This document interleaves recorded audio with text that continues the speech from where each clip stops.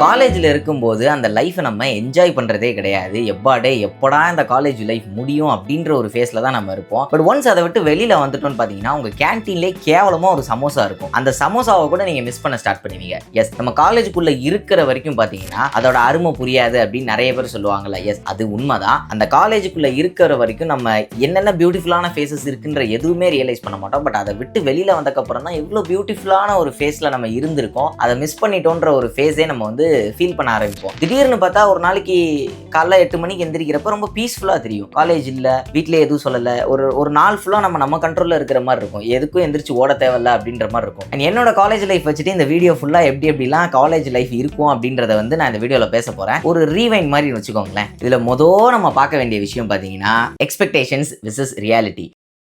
College life வந்து இந்த school முடிச்சுட்டு காலேஜ் போறவங்கலாம் என்ன இமேஜினேஷன்ல இருப்பாங்கன்னா, ஒரு மாசான என்ட்ரி, காலேஜ் ஃபைட்ஸ், ராகிங்கு இதெல்லாம் இருக்கும் அப்படின்ற மாதிரி நினைச்சிட்டு இருப்பாங்க. பட் அதெல்லாம் பாத்தீங்கன்னா ஒண்ணுமே இருக்காது. இந்த ஃப்ரெண்ட்ஸ், லவ் ஸ்டோரி எல்லாம் இருக்கும்னு நினைப்பாங்க. பட் அதெல்லாம் ஒண்ணுமே இருக்காது. என்ன இருக்கும் அப்படின்னு பாத்தீங்கன்னா, ஐடி கார்டு இல்லைன்னா உள்ள விட மாட்டான், கேர்ள்ஸ் கிட்ட பேசினா பேசக்கூடாதுன்னு சொல்லுவான், அட்டெண்டன்ஸ், ஃபைனு, பெனால்டி, இந்த மாதிரி எக்கச்சக்க ரூல்ஸ் அண்ட் ரெகுலேஷன்ஸ் எல்லா காலேஜ்லயும் இருக்கும். நம்ம வந்து ஒரு காலேஜுக்குள்ள இருக்கோமா இல்ல ஒரு மிலிட்டரி ட்ரைனிங்குள்ள இருக்கோமா அப்படின்ற ஃபீல் லெவலுக்கு கொடுத்துரும். இதுதான் வந்து அந்த எக்ஸ்பெக்டேஷன்ஸ்ல ஒன்று போவோம். பட் ரியாலிட்டியில நடக்கிறது பார்த்தீங்கன்னா நண்பன் பட விஜய் மாதிரி உள்ள போயிட்டு வெளியில வர்றப்ப பரதேசி பட அதர்வா மாதிரி தான் வெளியில வந்துகிட்டு.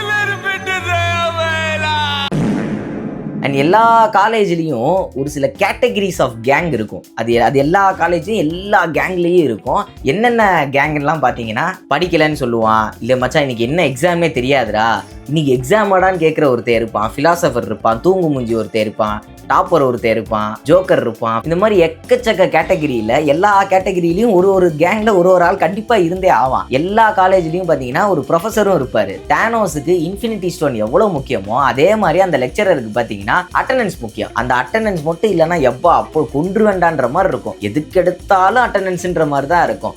அந்த அட்டெண்டன்ஸ்ன்ற ஒரு விஷயம் வந்து எப்படியெல்லாம் போர்ட்ரே பண்ணுவாங்கன்னா, நீ பேசுறியா அட்டெண்டன்ஸ் கிடையாது, லேட்டாக வந்தியா அட்டெண்டன்ஸ் கிடையாது, வெளியில போயிட்டியா அட்டெண்டன்ஸ் கிடையாது, பிரேக்ல இருந்து 5 நிமிஷம் லேட்டாக வந்துட்டியா அட்டெண்டன்ஸ் கிடையாது, பேசுறியா அட்டெண்டன்ஸ் கிடையாது, நான் சொல்றதை நீ எழுதலையா அட்டெண்டன்ஸ் கிடையாது.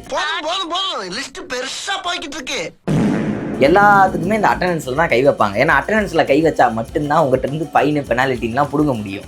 இந்த மாதிரி ஒரு ப்ரொஃபஸரும் இருப்பாங்க. தானோஸ் வந்து எவ்வளோ எஃபோர்ட்ஸ் போட்டு அந்த இன்ஃபினிட்டி ஸ்டோனை கலெக்ட் பண்ண பார்ப்பானோ அந்த லெவலுக்கு இவர் வந்து அட்டெண்டன்ஸ்ல வந்து ஒரு குறியாவே இருப்பாரு. அந்த லெவலுக்கு ஒரு ப்ரொஃபஸர் கண்டிப்பா எல்லா காலேஜ்லயும் இருந்தே தீர்வாரு. அப்படி இல்லைன்னா அங்க ஏதோ தப்பு நடக்குதுன்னு அர்த்தம். அடுத்து பாத்தீங்கன்னா, இந்த காலேஜுக்குள்ள கிடைக்கிற இந்த நட்பு உறவுகள், அந்த நட்புக்குள்ள இருக்கிற அந்த கியாட்டிக் மொமெண்ட்ஸ் தான். எஸ், அந்த ஃப்ரெண்ட்ஸ் பார்த்தீங்கன்னா நிறைய விதங்களில் இருக்கும். எனக்கு வந்து பர்சனலாக அதர் டிபார்ட்மெண்ட் ஃப்ரெண்ட்ஸ் ஜாஸ்தி. ஒரு கேட்டகரிஸ்லாம் இருக்கும் பார்த்தீங்கன்னா, திடீர்னு பார்த்தீங்கன்னா அவங்க 2 பேர் சண்டை போடுவாங்க. நாளைக்கு பார்த்தா ஒரே பைக்கில் வருவாங்க. அப்புறம் பார்த்தா ஒரே தட்டில் சாப்பிட்டுக்கிட்டு இருப்பாங்க. என்னடா அதுன்ற மாதிரி இருக்கும். இன்னொரு நாளைக்கு பார்த்தா அவனோட லவ்வுக்கு இவன் ஹெல்ப் பண்ணிக்கிட்டு இருப்பான். இன்னொரு நாளைக்கு பார்த்தா இவன் உட்காந்து அழுதுகிட்டு இருப்பான், ஆளு கூட சண்டை போட்டு அவன் உட்காந்து காம் பண்ணிக்கிட்டு இருப்பான். இந்த மாதிரி பல ஃபேஸஸ் வந்து நடந்துகிட்டே இருக்கும். அதே மாதிரி இந்த ஃப்ரெண்ட்ஷிப்குள்ளே நடக்கிற இந்த கேன்டீன் அட்ராசிட்டிஸ், இதை வச்சு தனி வீடியோவே போடலாம். எஸ், ஒரே ஒரு டீயை வாங்கி 4 பேர் குடிக்கிறதா இருக்கட்டும், இல்ல 4 தனித்தனி டீ 4 ஸ்நாக்ஸ் வாங்கிட்டு ஒரே ஆளை பே பண்ண சொல்றதா இருக்கட்டும், இந்த மாதிரி எக்கச்சக்க ஃபன் மொமெண்ட்ஸ் வந்து நடந்துகிட்டே இருக்கும் காலேஜ்ல. தண்ணி எடுத்து இன்னொருத்தன் மேல ஊத்துறது, அதுக்கப்புறம் சாரி சொல்றது, வேணும்னே தான் ஊத்தி இருப்போம் ஆனா சாரி சொல்றது, தெரியாம பண்ணிட்டேன்டான்னு சொல்றது, அவன் கோச்சிக்கிட்டு போறது, இந்த மாதிரி எக்கச்சக்க ஃபன்னி அட்ராசிட்டிஸ் வந்து நடந்துகிட்டே இருக்கும். பட் இதெல்லாம் பாத்தீங்கன்னா காலேஜ் லைஃப்ல மட்டும்தான் நடக்கும். நம்ம வெளியில வந்துட்டா நம்ம ஏரியா ஃப்ரெண்ட்ஸோட அப்படி இருக்க மாட்டோம், ஸ்கூல் ஃப்ரெண்ட்ஸோட அப்படி இருக்க மாட்டோம். பட் அந்த காலேஜ் ஃபேஸ், அந்த ஃப்ரெண்ட்ஷிப்குள்ள மட்டும்தான் நிறைய கேட்டிக் மொமெண்ட்ஸ் வந்து இருக்கும். ஸோ அந்த ஃபேஸ் வந்து பாத்தீங்கன்னா ரொம்ப ஒரு லாஃபிங் நிறைந்த ஃபேஸஸாக இருக்கும். சடனாக பார்த்தீங்கன்னா செமஸ்டர் எக்ஸாம், டெட்லைன்ஸ், வைவா, ப்ராஜெக்ட்ஸ், இந்த மாதிரி எக்கச்சக்க டெட்லைன்ஸோட நிறைய விஷயங்கள் வர ஆரம்பிச்சிடும்.